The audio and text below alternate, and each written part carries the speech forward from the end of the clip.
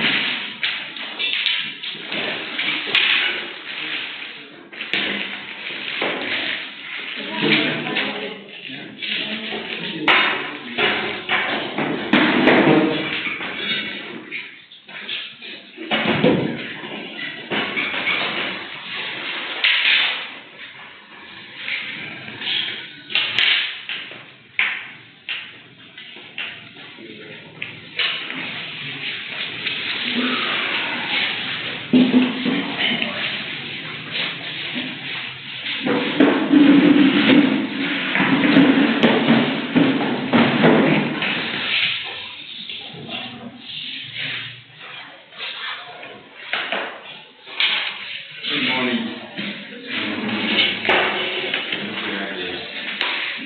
Nice long weekend. We started writing our assignment. We should better that play so that we don't panic. Assignments are very important because part of it. If you don't try to assign it and you expect to pass, maybe you are extremely intelligent. Extremely intelligent. If you don't write your true assignment, you can never pass it. Maybe your intelligence you can pass. Just they are pass. Part of it.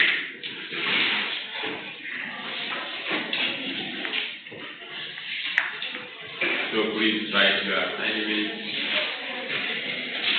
very well. Study, look for material and answer the question.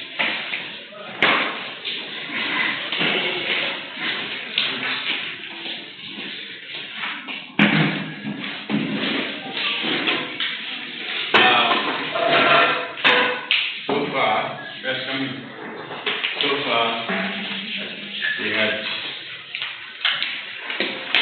this thing.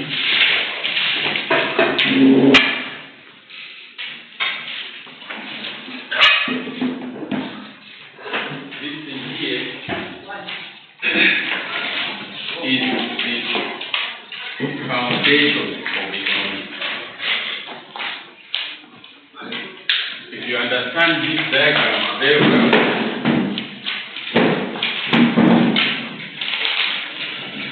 extremely well. If you understand that diagram extremely well, you'll be an economist or somebody who knows about economics, and you can work anywhere. Basically, literally anywhere you will fit in. And you will be able to explain a lot of issues surrounding human beings. If you can only understand this diagram extremely well.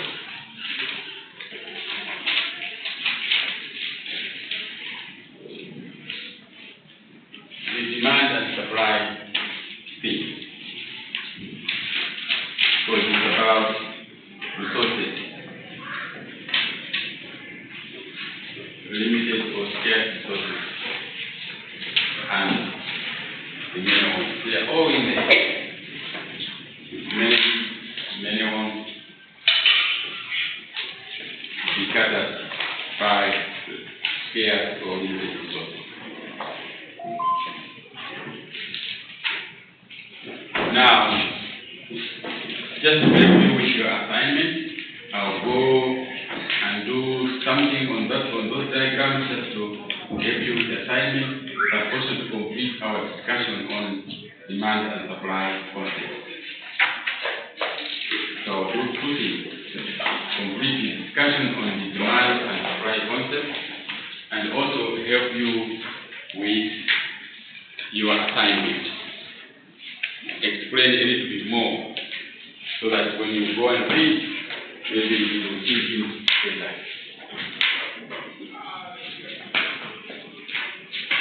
Now,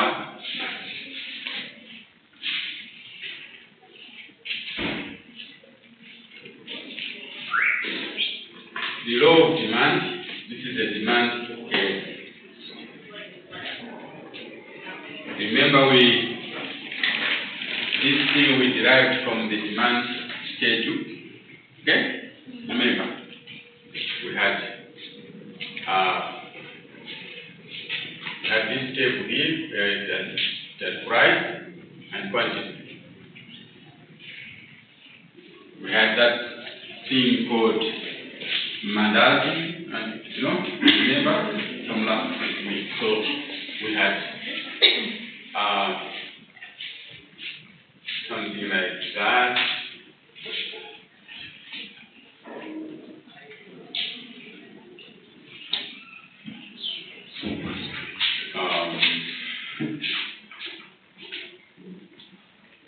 something like this. And when we drew this, put it in a diagram here, this is what we found. From the demand schedule to the demand curve. Now, for us to do this, we said the income that we have is limited. We have only 100 kwacha. Remember? Yeah. So that was the condition. We only have 100 kwacha. How do we live on that 100 kwacha? Buying just mandazi.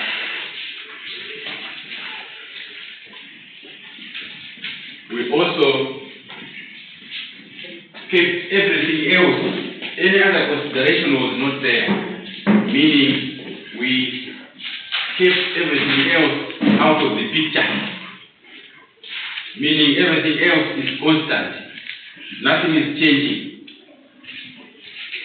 And we have a limitation. We only have 100 kwacha.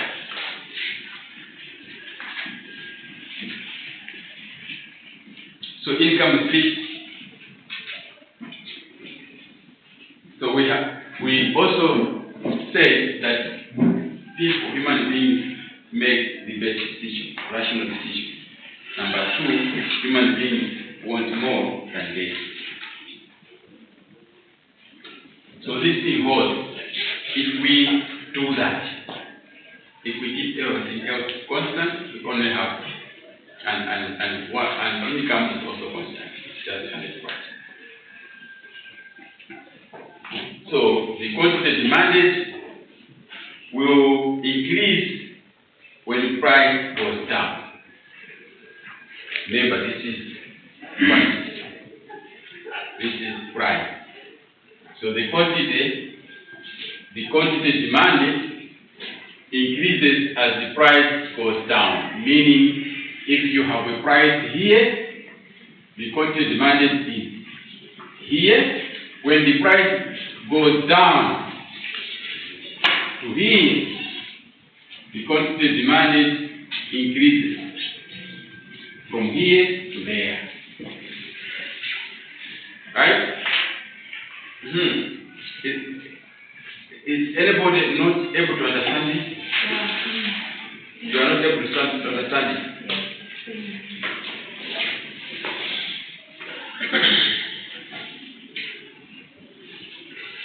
This law of demand says that the quantity demanded, what you want, will increase when the price of that product goes down. You get motivated because you have 100 kwacha. Mind you have 100 kwacha. So at 50 kwacha, you can only buy 2.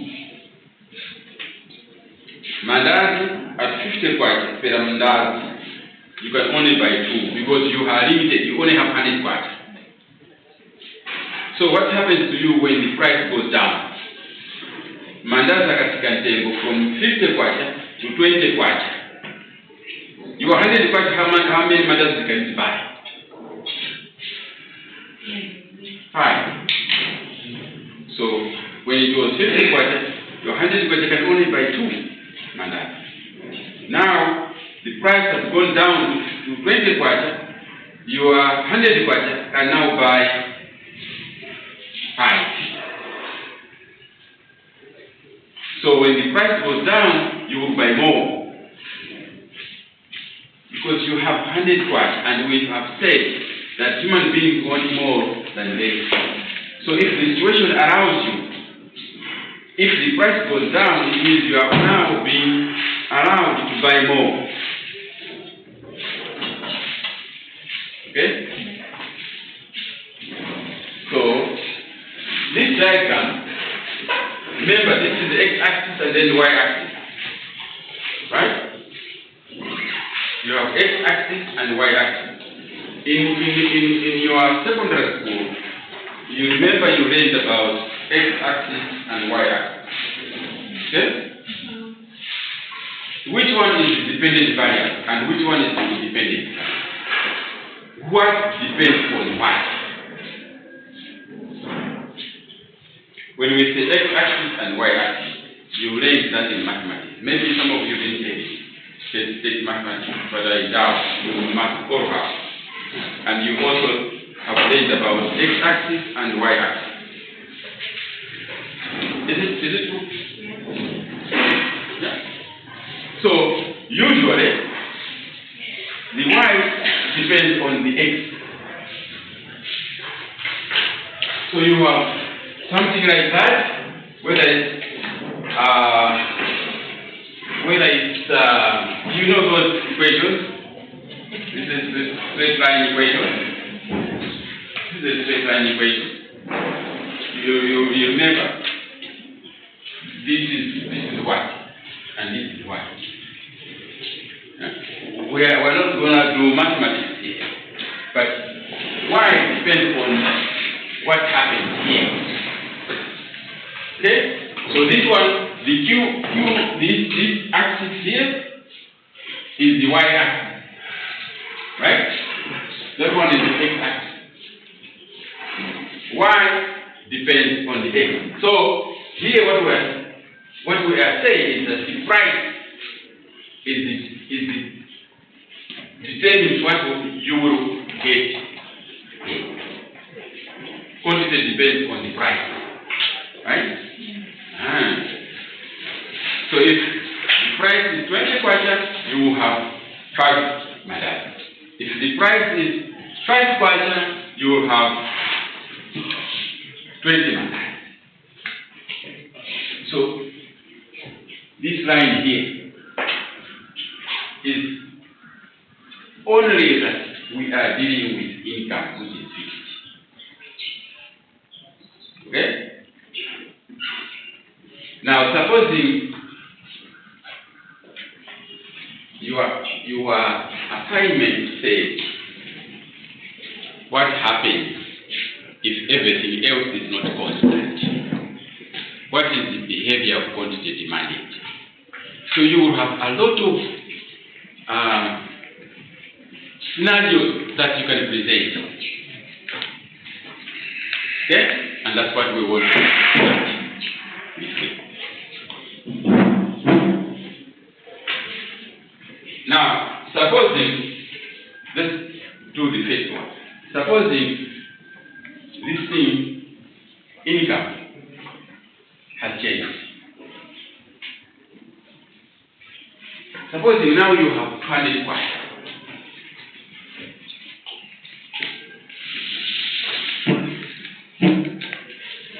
We are dealing with a situation where you have 100 kwacha. Now we have 200 kwacha, and we are still dealing with mandala. We have 200 kwacha now.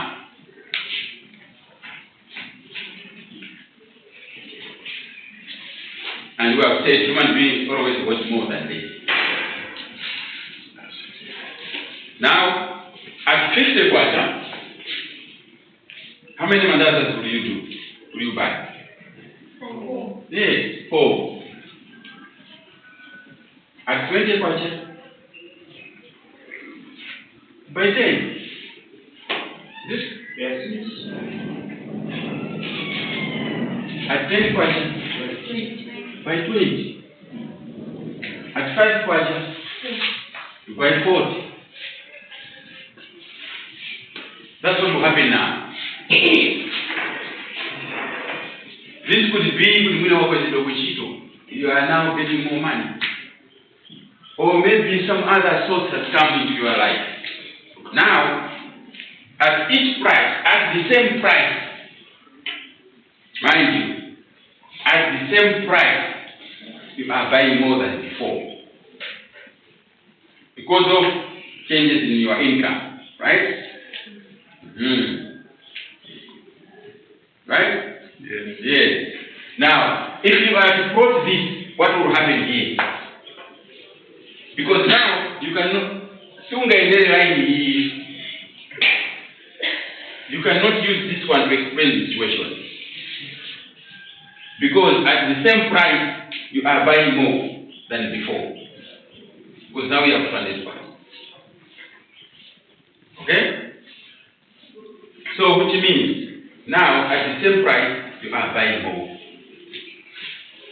So this, when we start plotting, if we had a very neat table,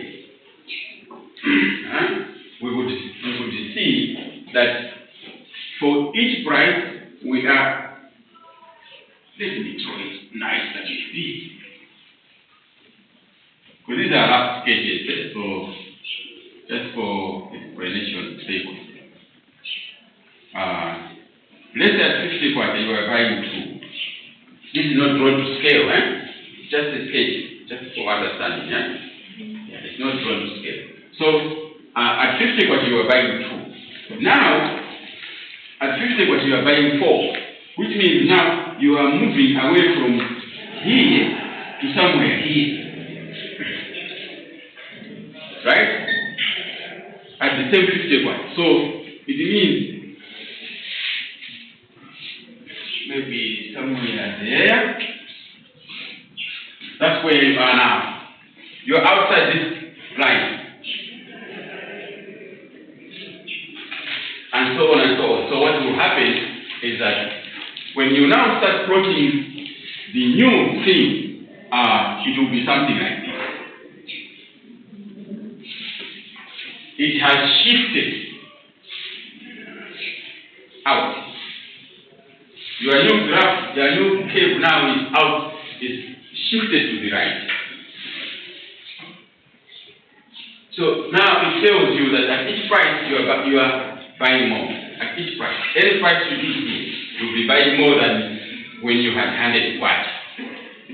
This is when you had 100 watts. Now you have 200 watts. So the curve has shifted. Okay, understood? Now, this shift is what we call the income effect. Income effect. It's not, I saw on that thing I shared from ICANN, on your group, I shared a group which they are using for Pi or something. The way he's describing income effect is not correct.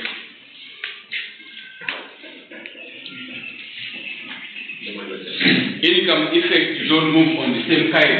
You don't move on the same. An income effect is a shift.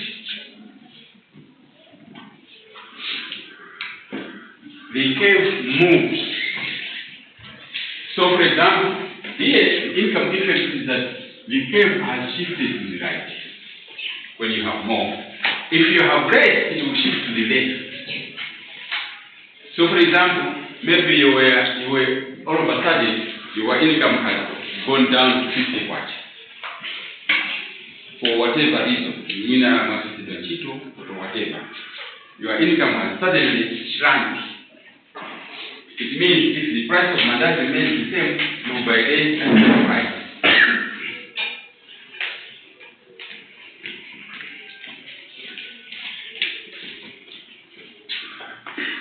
Okay?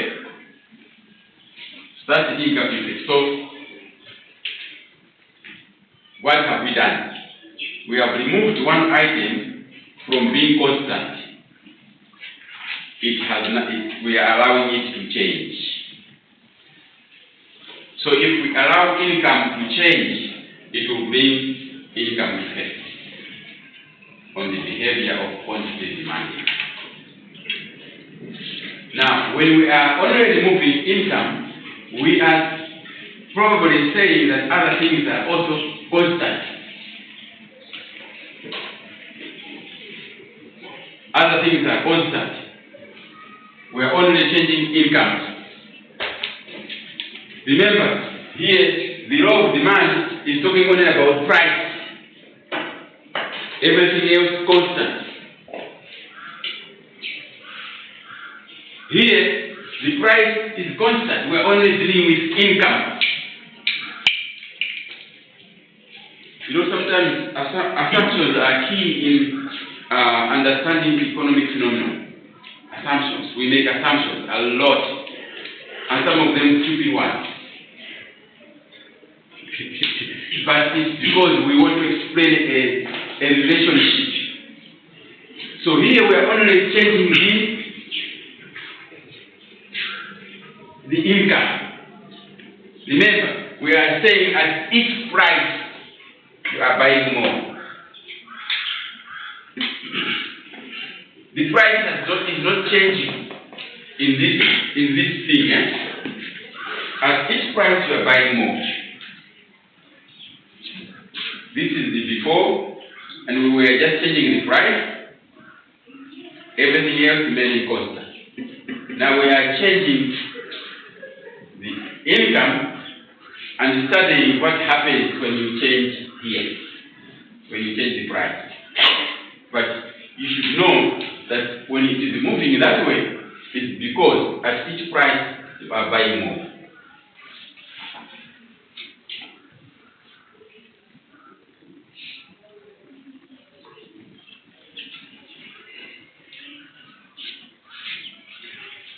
Leave the other things constant. But only dealing with income has changed. So when you are manipulating the price here, because income has changed, the quantity behavior is that now you are doubling your quantities at each price. Before, we only had a fixed income. Now that fixed income has changed. Now when we are saying that it has changed from 100 kwacha to 200 kwacha, mind you, it means now we are stuck on 200 kwacha. Okay? When we are trying to understand this concept. Don't say, but maybe you can have another 50 kwacha. We are only explaining that now your income has moved from 100 kwacha, now you are richer, you are 200 kwacha. What will happen?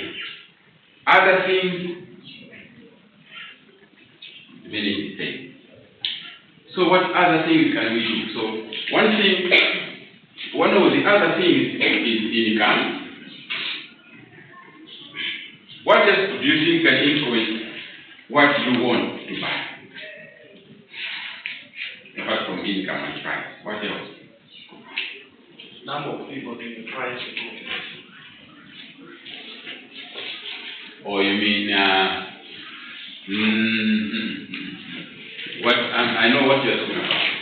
What you want to say is how big your family is, for example.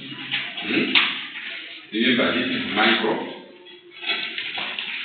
We are household level, individual level. Of course, you can go up population and aggregate demand. We haven't reached that stage yet. When you are now dealing with aggregate demand, so you are saying, I think what you are saying is, supposing your family has grown, yeah. What else? Now, I'll answer that, but I have a quick question. You mean where the demand curve is looking down to the left? Yeah. And the left to the right? That's why the income is coming. Income effect is coming in when you are able to buy more at the same price than before. At the same price, you are able to buy more than before. It means your income has changed. So, please can you give us one of the stupid assumptions? Oh yeah, there are many. You learn as we go. That's you economic guys, sometimes you make assumptions you don't make sense.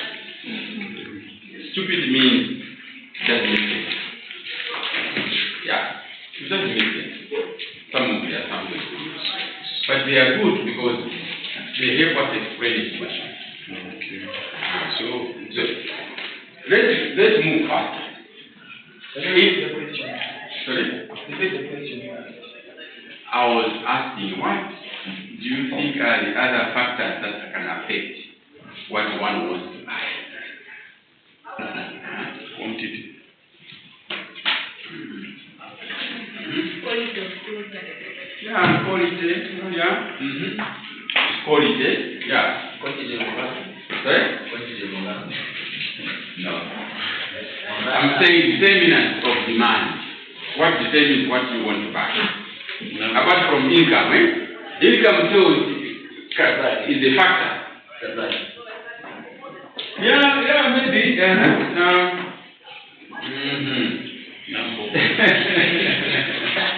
You know, when you say supply, what you're trying to say there is that we need to care.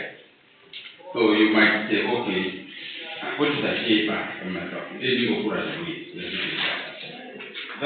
That's how you can look at supply. Okay. Yeah, price. Most of the delivery.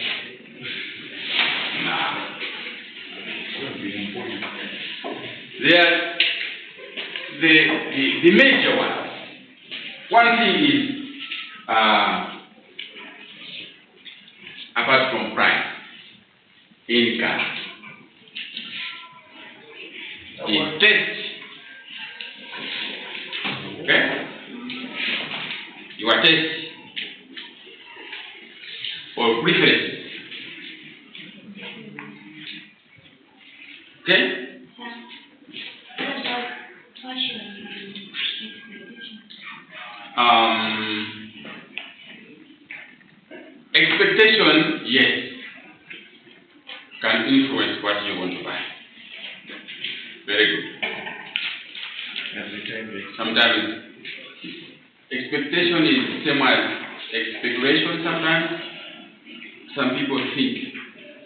So we will explain this, but now we just want to list them. I just want to list them and explain them later. So say expectations or speculations, what else? Yeah, tax affects price. Tax is a price fixing. So taxes, subsidies, all that, those are, they affect tax. They affect price. So government intervention, government regulation, for example, which comes in the form of taxes, subsidies, or licenses, and all. They come under government intervention or regulation. Nature of product, not supply, but nature of the product. Okay? What kind of product it is can affect your demand. Okay, so let's move one by one. No, before we go there, we need another one. Another one is, in the nature of product, you can divide them into two major ones, or three. Okay? One is whether a product has a competitor. It has a substitute. So, for example, you can substitute mandazi with chitumbua. It will still go for your tea, for your snack, right? That can also affect your demand for mandazi. Okay? Sometimes what we call complementary products. So the product itself has about 3 or 4 things. 1, substitution. 2, complementary. 3, whether it is a luxury or inferior.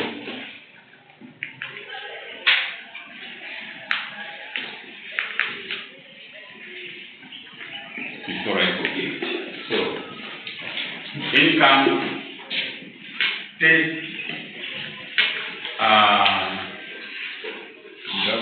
expectation.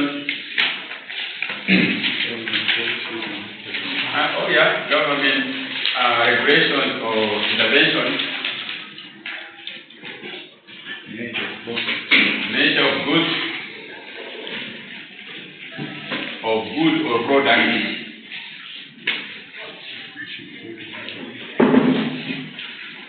Here on nature, we said supplementary. Complementary goods. Yeah, here it can be substitute.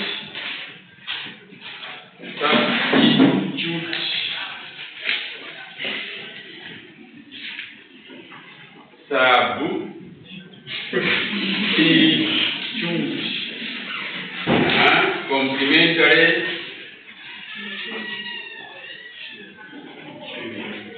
Inferior.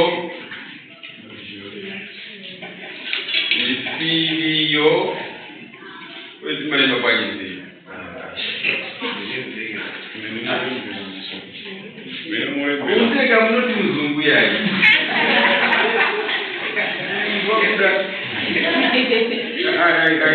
don't feel ashamed if I don't know it. Inferior. Sitting on the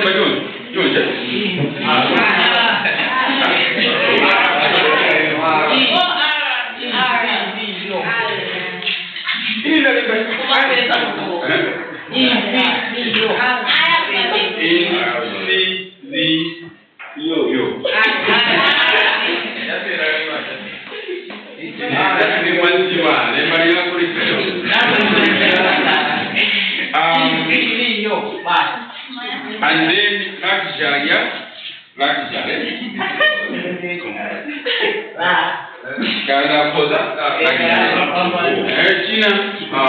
on a product. No, that affects it goes usually into this. Advertise affects people's preferences. So ababa testi ni pamene pali preferences ababa. What about number for human? No.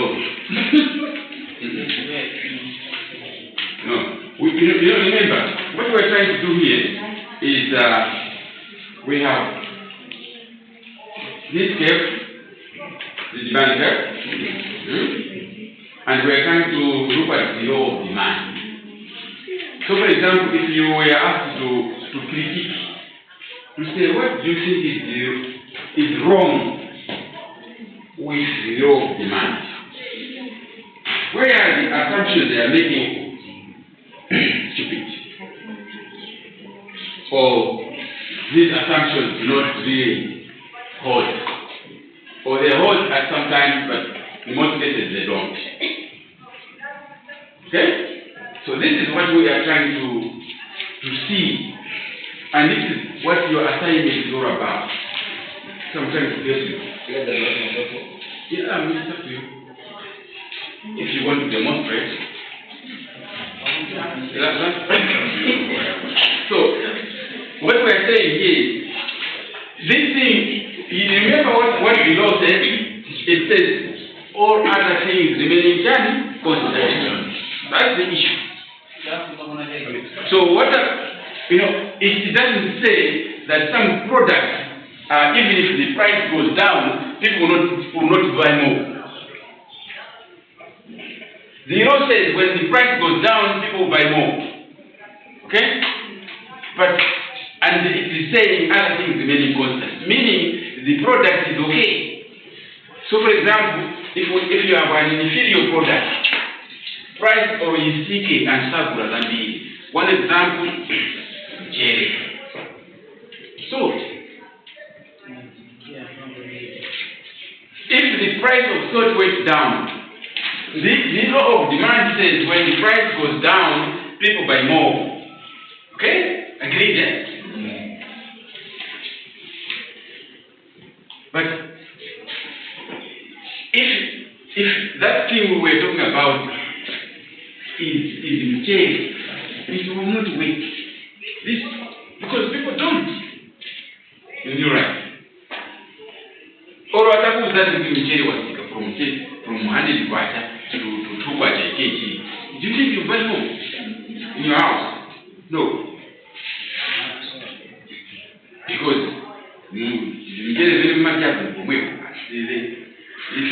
it's an inferior product. People don't want to go so or rather they would muzingo bega 1 quarter for any kgs. You will not go and get more for your house. Yes, that's what we are saying. And then because of kupita chimozi taste, there are some people who just buy something. How much gold that is very jojo. So that's what they like to consume or to have. Okay? So I don't know what can you guys with young minds, your minds are more ticking than mine, you are still young. What example can we have of something which means Antama Mochikonda or Mutengo where is such here? Come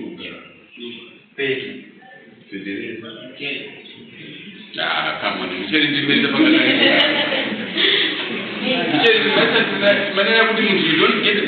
don't take more mchele because what you can do. Do you think you can buy more mchele when your prices are going down? No, it's an inferior product. That's an example of an inferior product. Products which are inferior, people don't buy more. So this law here doesn't wait for the products such as this law. This law doesn't wait. This thing that people buy more when price goes down doesn't wait for some of the products. So this is what you are going to say in your assignment. Okay? So this law, when you change, when the product is inferior, this thing doesn't wait.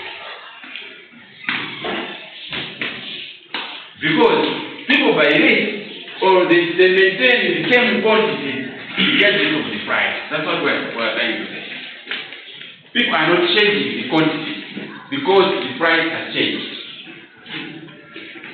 Are we together? This law is that when prices are changing, quantities will also change. Yes? When the price is changing, the quantity will change. So if the price is going down, the quantity people buy more. That's what, and vice versa. That's what this law of demand is. And this is what the theory of demand is.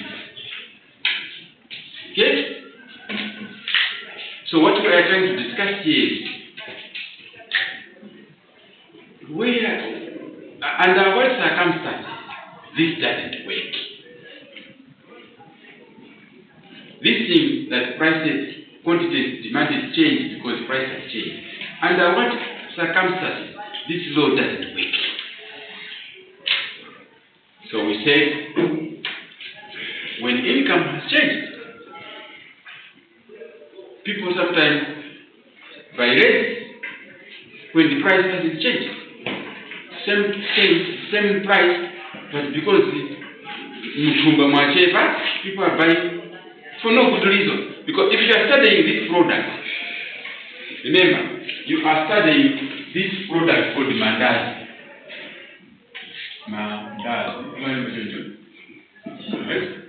Something like that.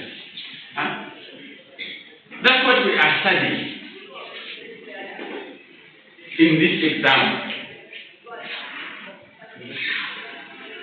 So, when does this law fail to explain a situation? When we say fail to explain is, for example, the price is the same, but the quantity has gone down, and yet you tell soon as it means that thing is false, yeah? Because quantities are changing when the prices are not changed. You don't expect anything to change quantity demanded changing when the price has not changed. You don't expect that in this theory. Okay? Yeah. So, one is when you have income effect. Sometimes the quantity demanded for mandazi starts going down for no good reason. The price is still 20 kwacha. And you expect mandazi amina agreement 5. Because income, remember, income is 100%. So you expect the mandazi amina agreement 5. Price is still 20. Okay? But you wake up tomorrow, mandazi amina kukulibwa the most. And yet Mtengo has made 20 kwacha. You start wondering, this guy has 100 kwacha. And today, only buying one ndai. And it's Ramakura side. What has happened? Because the law of demand will not accept that. The guy has 100 kwacha, Mtengo 20 kwacha, aina gura 5. And the Magura 5 is how you say, all of a sudden, was here. Price still the same. So, it could be, for example, that